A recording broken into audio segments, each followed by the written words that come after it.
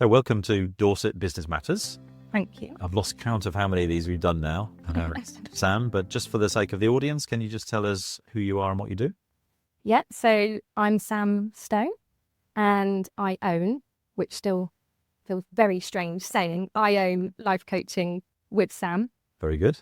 And it is a life coaching business where I empower people to go from feeling powerless, stuck, tangled up, to feeling powerful, untangled, and able to move forward. Very good. Very good. So at the beginning there, you said you can't quite believe that you're saying this. So prior to this, what were you doing? So I've always been employed. Okay. Been employed my whole life. NHS, council, charities, schools. I've always been employed. Okay. And I've worked for 11 years with children, young people and families. Okay. From lots of different areas, children's social care, pupil referral unit. Yeah. So I've always sort of worked helping people, I suppose. Yeah. Something I've always done and something I've been passionate about. And part of that is probably that you can see the challenges, can't you, with life, given the connection there with challenged families or children, whatever else it might be. So is that the reason for life coaching? It's interesting, actually, because I actually originally trained to be a counsellor. Okay. So I started doing that training. Yeah. I think people really benefit from having a space to talk. Yeah, agreed. I think people don't have it often enough. And I think particularly having a place to talk where you can express yourself unapologetically. Yes. You're not with a friend where you have to balance the conversation or a family member that might hold some emotional connection. So I trained to be a counsellor, or started to train. Great. And then I came across some coaching training that was free, sort of jump on, see what you think. Yeah. And I loved the forward element. Okay. So counselling is very much dealing with the past and the here and now, whereas coaching deals with the here and now and the future. Yeah. Let's move you forward. Yeah. So I just found it really inspiring for myself. Great. I thought, wow, people could benefit from this. Yeah, absolutely. Yeah. How scary has the journey been since you started working for yourself? Oh, it's been really scary. The scariest part was leaving my employed job. Yeah, of course. So I actually left it within a week, which was within a week of doing the course. No. So I worked in a school. Oh, okay. And so the way that your notice works is that the summer holiday was my notice period. Oh, right. So I gave my notice in July and only worked a week. And I genuinely think I went into shock. I was like, what am I doing? Yeah. I had a salary up until the end of August. And then after that, it was like, I'm really doing this. So that was really scary. Very good. But still don't regret it. I still don't regret it. That's interesting. So when you make the decision, you've obviously got to get yourself ready. So there's a whole bunch of things that you need to do. So did you do additional training, or what did you do for IT equipment? I'm thinking now of people that are looking to get started. What's that kind of startup phase look like? Well, I'd already started the business on a very small scale. So I was doing it alongside my employed job. Okay. But trying to get the balance was really, really tricky. Got family as well. And I'm really passionate about having that work-life balance. Okay. You said when I came in, we work to live, not live to work. Correct. And that's one of my true values. I was struggling to balance. So I'd already started the business, but I knew that if I carried on trying to be employed and do it, it wouldn't ever grow. Yeah. So to be honest with you, with what I do, I just need a laptop. Okay. I need a laptop and I need Zoom and myself. Yeah.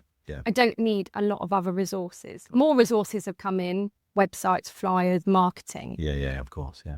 But because of what I do, it is just a case of kind of me, the tech setup, and my client base. Great, so very good. Very good. Fortunate.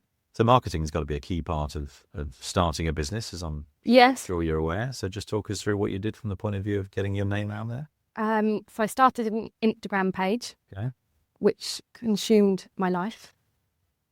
I can't tell you how many times I've redone reels and posts, and but it's been really, really popular. That is actually where I've got all of my clients from so far. From Instagram? It's Instagram. Interesting. Yeah. That has been my full client base so far. So that has been a big part of it. Right. Learning that anything over a 5-second reel doesn't get many views.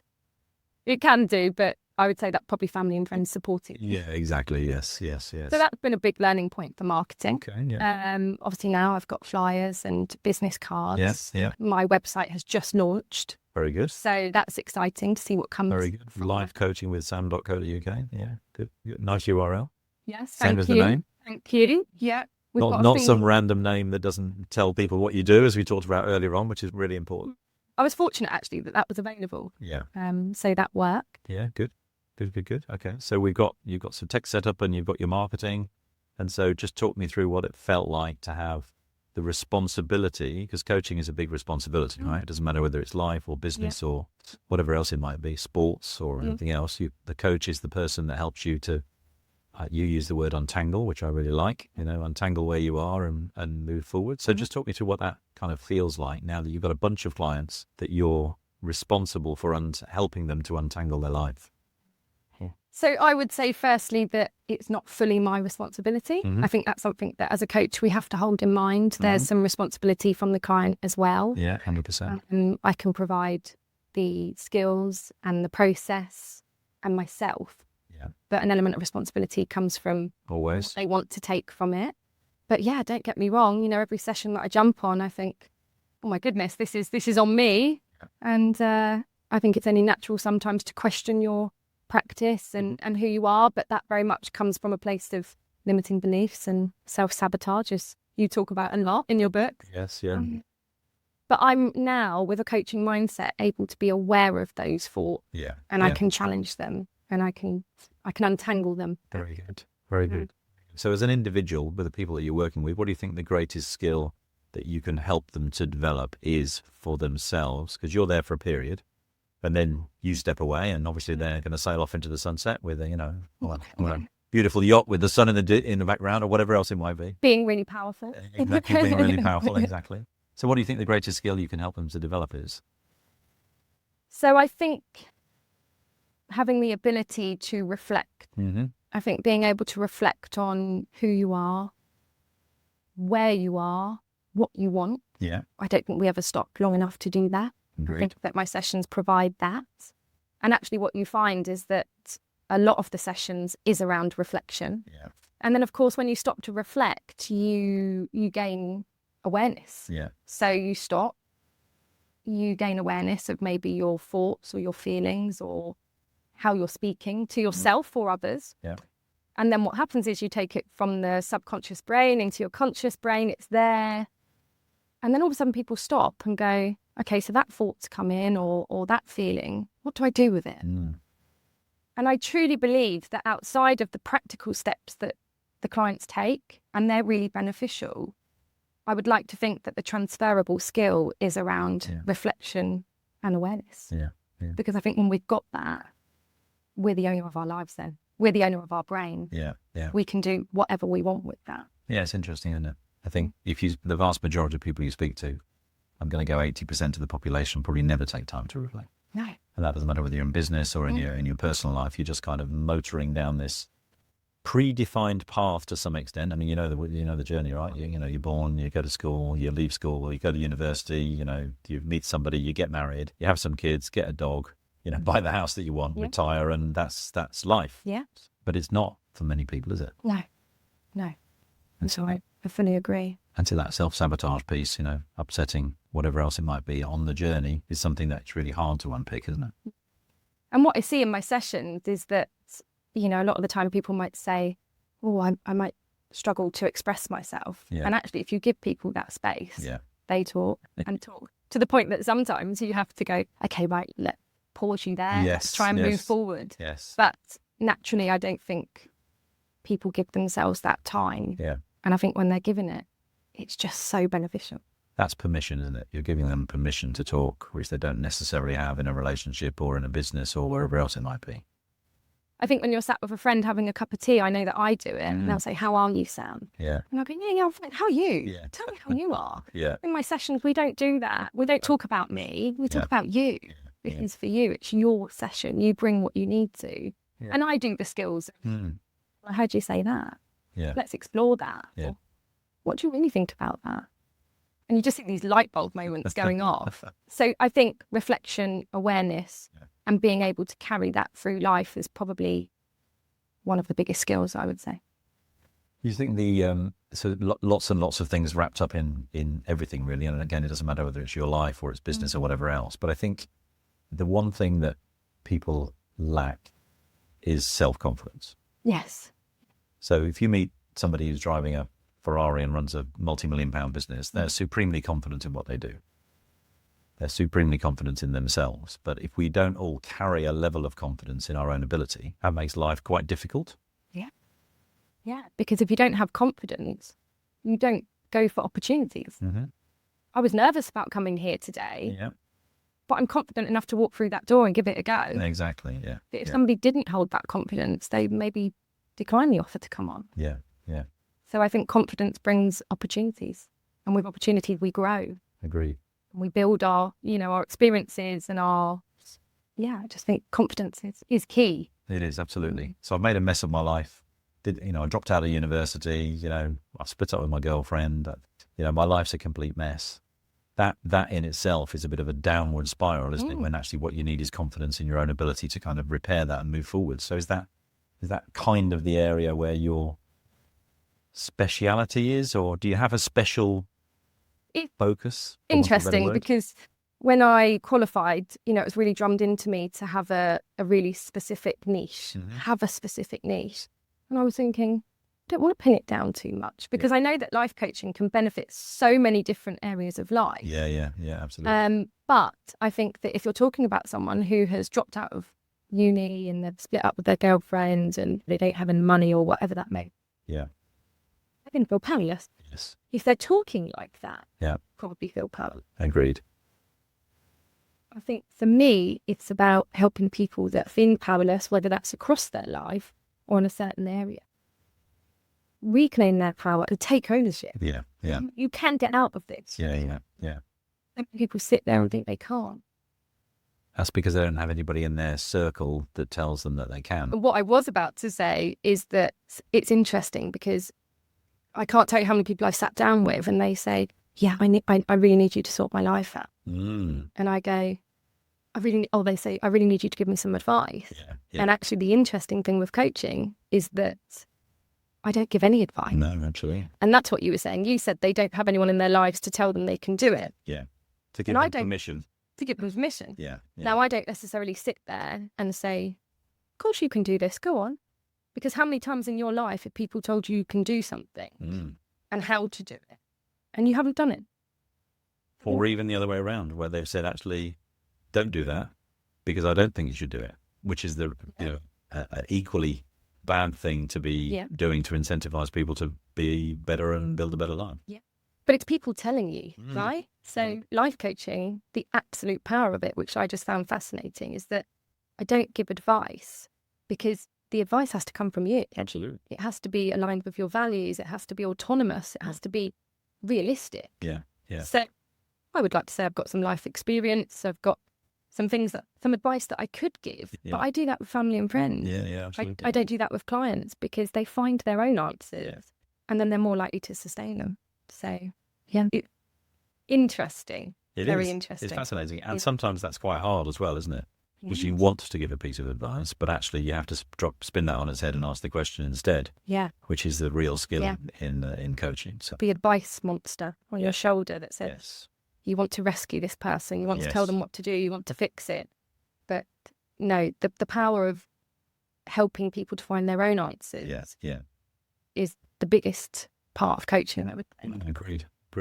So what's the long-term goal for the business? So obviously you're relatively fresh into this. Yeah. There's lots of opportunity there. What's the ultimate goal? So I would like it to be a full-time income. At the minute, I'm still self-employed for a charity. Yeah. So I would say that is my bread and butter because we all need that. We've got bills to pay. Yeah. But ultimately, I'd like life coaching with Sam to be my full-time income and full-time job. Okay. So to do that, I've learned from the beginning that I'm not sure that I'm going to be able to do that just with one-to-one clients. Yeah. So my next step is to offer it to young people. I'm a qualified youth worker as well. I've worked with young people in lots of different settings. So I want to start offering coaching to 15 to 18-year-olds who are going through GCSEs and A-levels, and they just go, this is too much with hormones and everything. Yeah. Helping to teach them that they can, again, untangle what's going on and form a plan to move forward. Yeah. I would like to offer group coaching. I think some people might feel nervous to have it on a one-to-one basis, but they dip their toes into a group. There's power in other people. Yeah, there is 100%. Being in a group, hearing other people's experiences helps us to go, well, I've been there, or, I can do that. Yeah, so group coaching, again, with adult and with young people in schools. And I said to you at the beginning, I'd quite like my own podcast eventually as well. Yeah, so that's something that I would like to do. Yeah, absolutely. So I'm hoping with a mixture of services, I'll be able to form a full-time business out of this. Very good. Yeah, business should fund your life, right? That's the whole. That's the whole purpose. So, what is the life that we want? How do we create the business to feed it? That's kind of my, starting point with every client. So you've got to figure out what that looks like, and then how do you monetize that to make sure that you can create value for the people that you're working for, but also value for yourself, because that's equally important. Yeah. So. Yeah, and that's one of the reasons why I took the jump.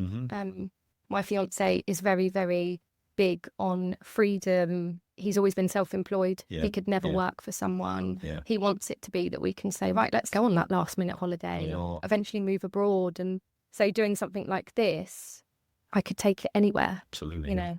So, that's the end goal, really. Yeah, I know 2 or 3 coaches who coach from abroad for 6 months of the year and then come back to the UK and coach locally. So Zoom has changed our world, hasn't it, since COVID? Yeah, definitely. So if I take you all the way back to when you left school, or left education, whatever that might be. So what did you want to do when you left education? So I wanted to be a social worker. Okay. Again, in the world of helping people. Yeah. So I wanted to do that.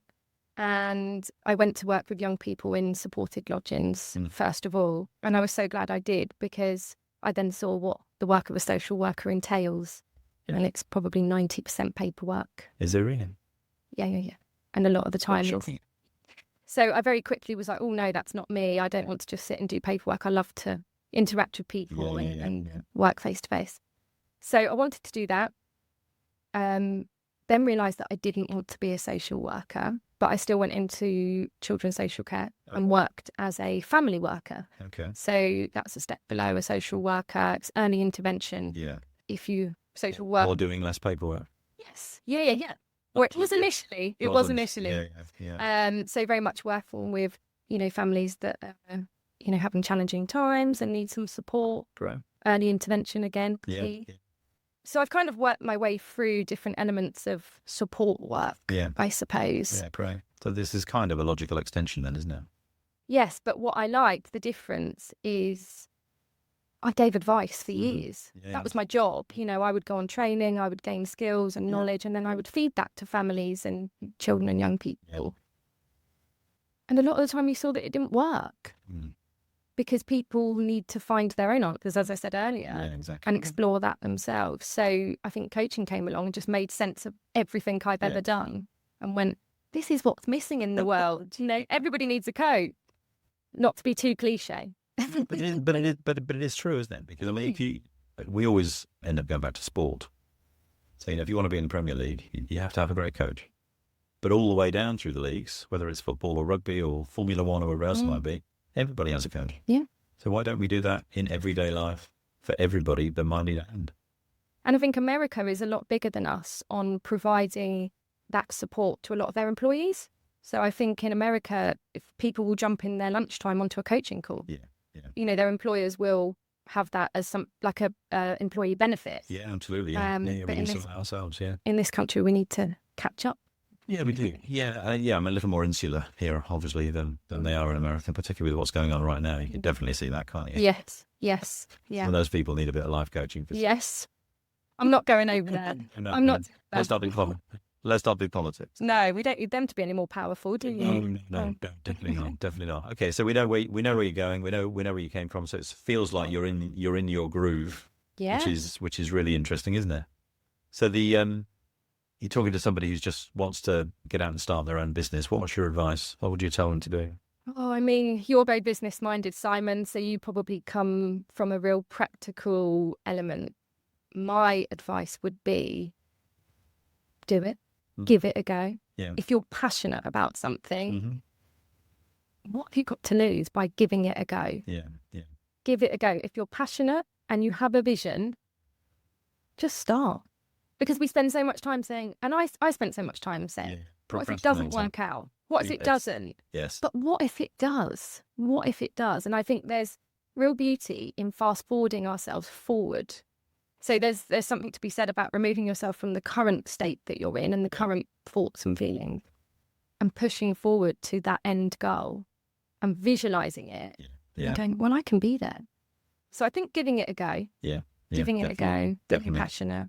Yeah, and it is interesting. I think passionate momentum is something that I think, we meet a lot of business owners who've been in business for a while and the momentum has gone out of their business and it's become stayed. Yeah. Some of that is mental focus and some of that is the team have kind of settled into a comfort zone and therefore there's no longer the growth opportunity and potential there was. And so helping to unpick that, I mean, I do the same thing as you do. I help them to untangle that in order to move their business forward. Yeah. But this is the same thing. So I would agree with you 100%. If you've got an idea, you've got a dream, got a goal, whether you call it those things or not is a different question. But you have the passion to be able to do it, then give it a try. What have you got to lose? Yeah. So interesting. The stats are quite interesting. So the number of businesses that went out of business last year versus the number of new businesses is about 20% of the new businesses that got started. So there's a huge growth in people giving it a go. Yes. Is that because they're being made redundant, they got some cash? Is that because they don't know what to do and they don't want to go and work for somebody else? I don't know what the mix is, but it's really interesting. Still that growth in people starting businesses for themselves. Yeah. I mean, I never thought I would do it. If someone said to me last year, you will own a business this time this year, this time next year, I would have laughed at them. I would have gone, don't be so silly. Yeah. I get a salary, I don't have to do anything when I get home from work and I've got all the holidays off because I was in a school. Of course, Don't be so silly. Freedom though, isn't it? Yeah. Yeah. But I've given it a go and I'm still giving it a really good go. Yeah. I'm not saying it's perfect and by any way, shape or form where I want to be or where I need to be. Yeah. But I'm giving it a go.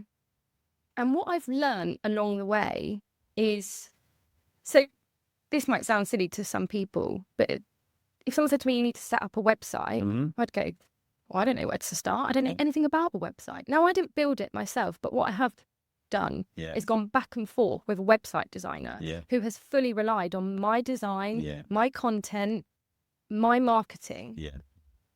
But I've learned along the way.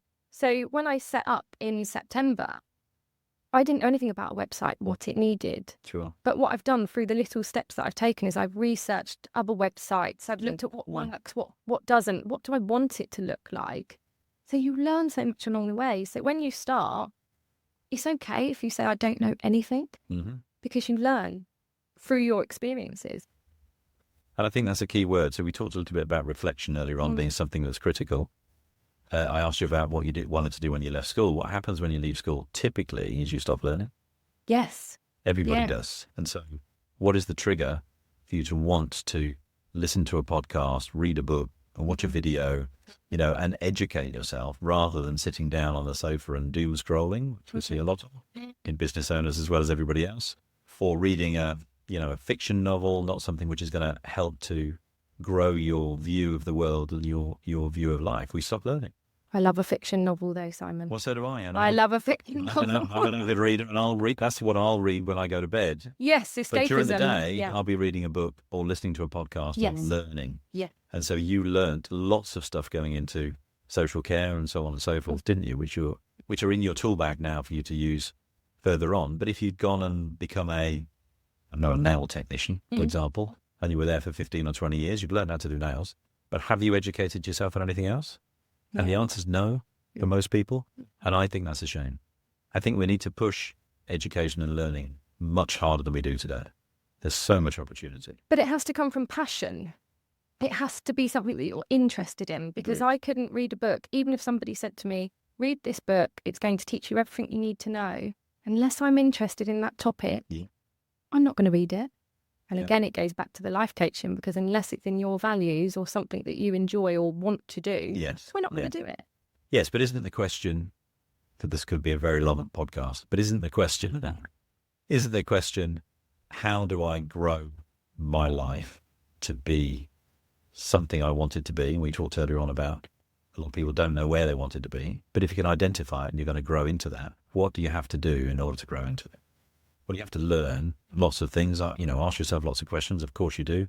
And you need to be disciplined enough to be self-focused about mistakes that you might make or whatever else it might be. But alongside all of that, if your goal is to, I think I said earlier on, didn't I, big sunset and sailing off to the sunset or whatever else it might be is your vision. Yeah. If you're going to do that, what have you got to do to get there? Yeah. It's more than just mindset, isn't it? Yes. There's a lot of other stuff. You're right. Yeah. You need to be interested in it. But if you're working in a job that you don't enjoy today and you're not interested in it, what's the trigger to help somebody go, actually, I think I could do this? Because that's something, again, business owners wrestle with. But I don't think, if I examine my own upbringing, my father died when I was very young. I left school. All I wanted to do was go to work. I did an apprenticeship. Okay. Great. Happened to enjoy it. Happened to see an opportunity. And my life has been built around opportunities. Not necessarily confidence, but lots of opportunities that I've kind of jumped on. But that's not everybody. No. So how do we get people to, we talked a little bit about the YES program earlier on, didn't we? You talked about working with people in that 15 to 18 year. Yep. That was a terrible age. I hated that age. Yeah. I've got a daughter who's that age. Yeah. So I've got real lived experience. Yeah. And I was once myself as well. Yes. It's tough. So how do you then give them a view that says, well, actually, it's not just about where you are. It is about the bigger picture, isn't it? Yeah. I guess it's having the opportunity to engage in something like coaching or even mentoring or, having opportunities to gain experiences, because it only takes one experience for a young person to go, I really enjoyed that. I really admire that person. Sadly, a lot of it now is online influencers, and that might not always be the most positive way to go. What do you want to do when you grow up? Marry a footballer, I think, was the famous thing that hit the headlines 4 or 5 years ago. Yeah. Yeah. But I also think that there's something to be said for people to just feel confident in their life. Well, I know we're talking about growth and stuff, but there are people that work 9 to 5 in an employed job with their husband and their child and their dog, and they're really satisfied with that. So if they're satisfied with that, then great. Well, and they feel powerful and they've got ownership of their life. Great. I guess it's when not everyone wants to grow. Not everyone wants to. Sure. It's the people that want to grow and don't know how to. Or is it the people that don't know that they can grow? Because that's kind of where I'm coming from. I don't actually know that that's even possible. So how do you open that door? Because and I think that's a government responsibility. It's a social responsibility rather than just it being an individual responsibility. So you're unpicking the problems for the people who might want to do more. Yes.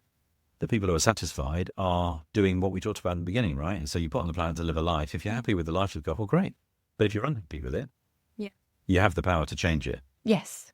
I think that's the message that we don't necessarily give to people. And certainly when you come out of school, I've got 7 grandchildren now. So, I worry about the 15-year-old, in particular, what is she going to do? Yeah. What does her view of the world look like? And the 6-year-old, AI is going to change the world completely by the time he's out of school or education, if that even exists in all those years to come. But they've got a business coach as a granddad, so they're going to be just fine. They're going to have those experiences and those opportunities. They're going to be all right. No, I see what you're saying, and I think it's part of a massive subject, isn't it, around the government. And actually, one of the things that I would love to do, but I am setting up a business that needs to have some monetary value for me. Of course. I think about like job centres, people that go into a job centre who feel really stuck and really powerless. If they could have some coaching, that could really help them to move forward. Yeah. Not the person behind the desk saying, have you applied for this job? Tick, yes. Yeah. What do you want to do? Where's your blue sky? Let's open your eyes, open your mind. Wouldn't that be amazing? What's possible? I can't offer voluntary. One day, maybe, when you have to get the government to fund it. Big and famous. Rather than funding things that they shouldn't be funding. Yeah. For politics again now. Again, a big subject. We'll be here all day. Absolutely. Brilliant. That's been a great education, a great conversation. I think there are lots of really interesting points that'll come out of that. So I just want to say thank you for getting in touch. Thank you for having me. I think you said initially, and I've done this a couple of times now, you're a coach, I'm a coach. Is that a conflict of interest? No, it's No. not, because it's all entirely complementary. Yes. And so thanks for coming along and giving us your view on life and the world and opportunity and education and everything that goes with it. Been a pleasure. Thank you so much for having me. It's my very first podcast. There you go. And I'd love to come back in the future when things have grown and tell you how I'm getting on. Absolutely. So I tell everybody, a year's time, we'll have you back and we can talk about what the changes have been in your world. Or I might have you on my podcast. There you go. There you go. Brilliant. Thank you. Thank you, everyone. Good to see you.